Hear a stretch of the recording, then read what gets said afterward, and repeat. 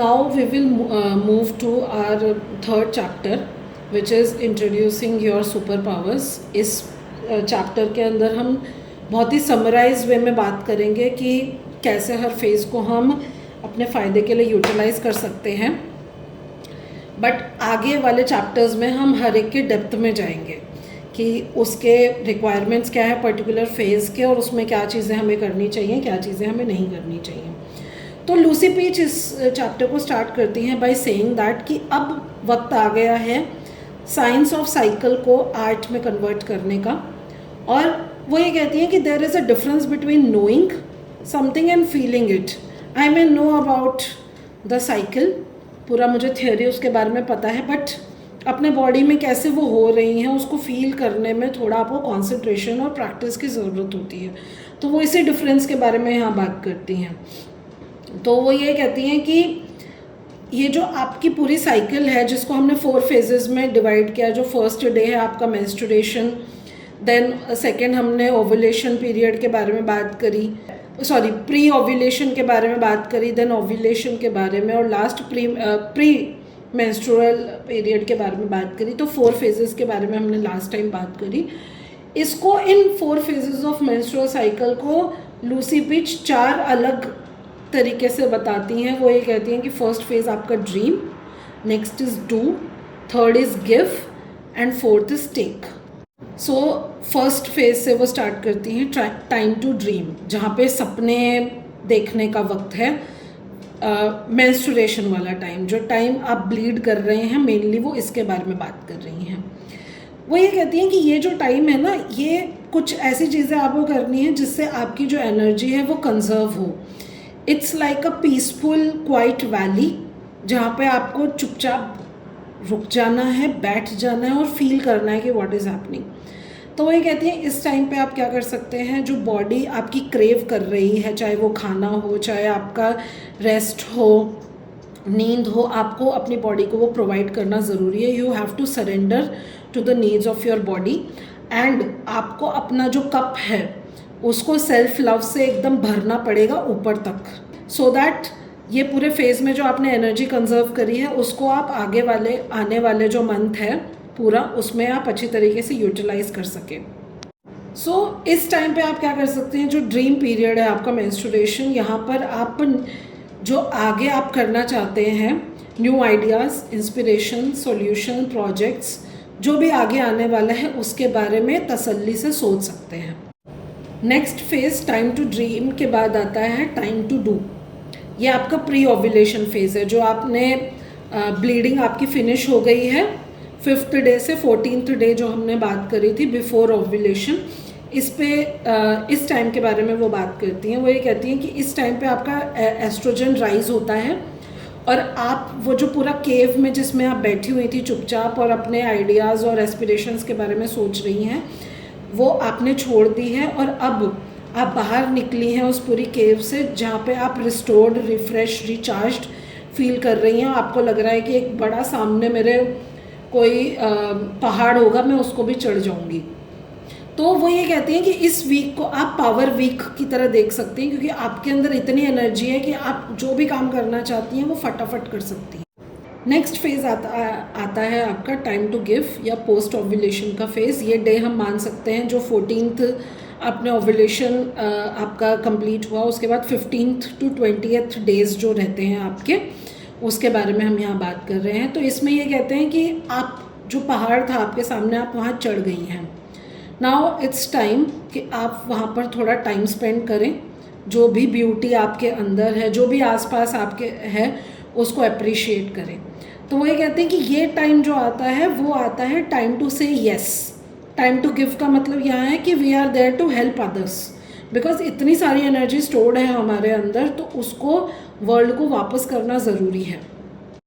इसके बाद आपका फेज़ आता है टाइम टू टेक, जो प्री मेंस्ट्रुएशन टाइम है, जो आपका 28th day to 28th day आपका रहता है बिफोर ब्लीडिंग. इसमें वो ये बताती हैं कि जो आपका हार्मोनल कप है, एज़ वो जल्दी जल्दी ख़त्म हो रहा है, जैसे हमने बात की थी कि प्री मेंस्ट्रुअल टाइम में आपके प्रोजेस्टेरॉन और एस्ट्रोजन एकदम नीचे आ जाते हैं। सेम चीज़ यहाँ पे बोली जा रही है कि सिंस आपका हार्मोनल कप एम्प्टी हो रहा है और आपके अंदर इतनी एनर्जी है कि आप उस माउंटेन से नीचे उतर सकती हैं, तो आपको इस टाइम पे ये सोचने की ज़रूरत है कि कितना मैंने अचीव किया है इस पूरे मंथ में।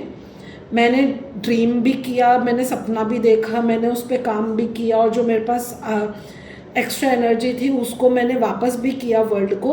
अब टाइम आ जाता है टू टेक थिंग्स बैक। तो वो ये कहती हैं कि after saying yes last week, अब आपका टाइम आ गया है टू से नो, क्योंकि एनर्जी इतनी कम है कि आप दे नहीं सकती हैं किसी को कुछ। अभी टाइम आ जाता है लेने का। सो इस टाइम पे you have to take care of yourself, और इसमें कुछ भी हो सकता है। जैसे लास्ट पीस ऑफ केक है वो आपको उठा देना है, कम्फीएस्ट चेयर पे आपको बैठना है। You have to take your sweet time. You are not there to give generously, you have to take whatever you want. So during pre ovulation and post ovulation phase जो होता है, इसमें we are kinder to our selves, and ये काम ज़्यादा easy होता है because ये जो 2 मिडल 2 फेजेस होते हैं ये मोर सोशली एक्सेप्टेबल होते हैं, बिकॉज प्री ओव्यूलेशन को हम डू फेज कहते हैं एंड पोस्ट ओव्यूलेशन हम गिव फेज कहते हैं।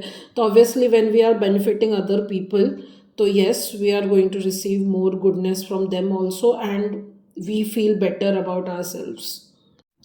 सो जनरली जब हम लोग अच्छा फील कर रहे होते हैं ना, we don't question it, because obvious सी बात है कि हम अच्छा फील कर रहे हैं, हम स्ट्रॉन्ग फील कर रहे हैं, capable, positive, at ease, excited, sociable and confident.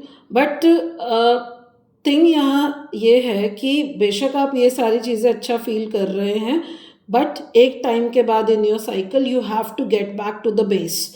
आपको उस माउंटेन से, जो मेटाफोरिकल माउंटेन की हम लोग बात कर रहे हैं, उससे आपको नीचे आना पड़ेगा। वहीं यहाँ पे हम ये समझ सकते हैं जो during pre menstruation and menstrual phase रहता है, जो कि टेक एंड ड्रीम फेज रहता है, वो ज़्यादा चैलेंजेस के साथ आता है। इस पूरे फेज़ में हम लोग ओवरवेल्म्ड फील कर रहे हैं, tired, grumpy, irritable, impatient, frustrated. ये सारे फीलिंग्स जो होती है ना, ये बहुत ही डिफ़िकल्ट होती हैं, since we are taught like कि हमें ये सारी चीज़ें एक्सप्रेस नहीं करनी है एज अ वुमेन। तो हम क्या करते हैं, ये सारे जो फीलिंग्स हैं इनको इंटरनली चैनलाइज करने लग जाते हैं और अपने आप को हेट करने लग जाते हैं ड्यूरिंग दिस पार्ट। तो इट्स नॉट अ सरप्राइज कि बहुत सारे जो वुमेन हैं वो ये सोचती हैं, उनके दिमाग में ये आता है कि काश ये जो फेज़ है पूरी साइकिल का, ये हमारे पास ना ही आए। तो इसी वजह से इस किताब में ये सारे जो फेज़ हैं, ये दोनों फेज़ हैं, इनको टैकल करने के लिए बेटर स्ट्रैटेजीज़ के बारे में बात की गई है। और इसीलिए जब हम ये पूरी बुक पढ़ेंगे तो हमें पता चलेगा कि इन दोनों चैप्टर्स के ऊपर ज़्यादा एम्फसाइज किया है ऑथर ने। ऑथर यहाँ पे ये पॉइंट आउट करना चाहती हैं कि रियल प्रॉब्लम हमारी फीलिंग्स नहीं है, रियल प्रॉब्लम है इस चीज़ को समझना कि हमें पूरे महीने एक जैसा ही फील करना है। That's the real problem.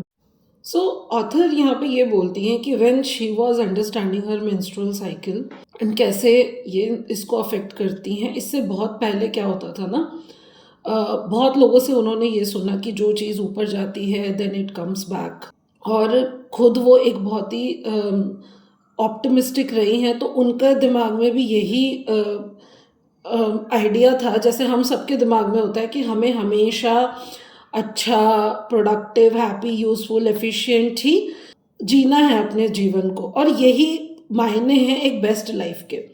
But वो ये कहती हैं कि it took her years to understand that कि जो डाउन फेज भी आ रहा है उससे डरने की हमको ज़रूरत नहीं है, और हमें उसको रेजिस्ट भी नहीं करना है, और ना ही उसको लेके गिल्टी फील करना है कि मैं हमेशा वंडरफुल फील नहीं कर रही हूँ। It's okay to feel that and we have to be comfortable in that. तो वो ये कहती हैं in order to do that आप क्या कर सकते हो, जो आपके दो इंट्रोस्पेक्टिव फेजेस हैं टेक एंड ड्रीम के, उनको भी आप ब्यूटीफुल बना सकते हो. First of all you have to accept yourself that you are feeling irritated, you are feeling tired and you need to rest. उसके बाद क्या होता है ना, when we surrender to these feelings की एंड वी एक्सेप्ट दैट कि this is happening in our body, फिर हम उसके बाद नेक्स्ट स्टेज ऑफ डेवलपमेंट में एंटर करते हैं, जहाँ पर हम क्या करते हैं, हम स्टेमिना गैदर करना स्टार्ट करते हैं, ड्रीम करने लगते हैं कि what we really want in our life, so that हम हमारा जो डू एंड गिव वाला फेज आएगा उसमें और बेटर तरीके से चीज़ों को इम्प्लीमेंट कर सके. वो ये भी इस पर्सपेक्टिव को भी एक्सप्लोर करती हैं. वो कहती हैं कि ठीक है, ये आइडिया जो है कि हमें हमेशा खुश रहना है, एनर्जी में रहना है, आइडिया बहुत ही अच्छा है, बट ये सस्टेनेबल नहीं है. सस्टेनेबल इन द सेंस कि आप बेशक बहुत ही एनर्जी में हैं, बहुत ही खुश हैं, आप बहुत सारी कर रहे हैं जीवन में, बट आपकी बॉडी आपको कॉन्स्टेंटली ये बोल रही है कि you need to rest. So वो ये कहती हैं कि दैट्स वाई ये बहुत ही नॉर्मल फीलिंग है to have a down period, जहाँ पे बॉडी आपको चाह रही है कि रेस्ट करना, तो यू हैव टू रेस्ट. और ये बहुत ज़्यादा नॉर्मल है टू अंडरस्टैंड कि आप लेस टॉलरेंट फील करते हो around people when you are in your menstrual period, and obviously you feel tired of your normal life when you are in your period. यहाँ पर जो ऑथर हैं वो एक और प्रॉब्लम के बारे में बात करती हैं. वो ये कहती हैं कि जो साइकिल्स होती हैं वो पर्सन टू पर्सन वैरी करती हैं. तो वो ये कहती हैं कि 1 out of 20 women जो है वो इसको एक्सपीरियंस करती हैं, जिसको कहते हैं प्री मेंस्ट्रुअल डिस्फोरिक डिसऑर्डर, जिसमें क्या होता है कि at the point of ovulation जो आपका प्रोजेस्टेरॉन रिलीज होता है, जिसको कामिंग इफेक्ट आपकी बॉडी को देना चाहिए था, वो यहाँ पर एक्सट्रीम एंग्जाइटी, डिप्रेशन, इरिटेबिलिटी देने लग जाता है. यहाँ पर वो अपनी एक फ्रेंड का एग्जाम्पल देती हैं जो कि इसी डिसऑर्डर से गो थ्रू करी हैं. वो ये कहती हैं कि ये ऐसी फीलिंग होती है ना हर मंथ कि कोई साइक्लोन आ रहा है, ठीक है, सारी चीज़ डार्क लगने लगती है और दिमाग में हमेशा ये रहता है कि ये अगला मंथ या ये रेस्ट ऑफ द मंथ कैसे स्पेंड होगा. तो वो यहाँ पर ये कहती हैं कि अभी भी more researches are to be needed, जहाँ पे ऐसे सफ़रर्स की भी बात सुनी जानी चाहिए. अभी तक उस पर रिसर्चेस नहीं हुई हैं, तो वो ये कह रही हैं कि more research is required, more support and understanding is needed for such sufferers. So वो ये कहती हैं कि जो भी आप इमोशन एक्सपीरियंस कर रहे हो उसको सुनो कि वो आपसे क्या कहना चाहते हैं, एंड अकॉर्डिंगली उसमें एडजस्टमेंट आप बनाइए. कोशिश कीजिए कि अपनी मेंस्ट्रुअल साइकिल के लेंस से ही अपनी लाइफ को देखें और रियलाइज़ कीजिए कि आप कौन से फेज़ में हैं इन एवरी मंथ, और उसके क्या नीड्स रहेंगे, क्या उसके गिफ्ट्स रहेंगे. क्योंकि जो विमेन हैं, women aren't straight lines, we move like a wave.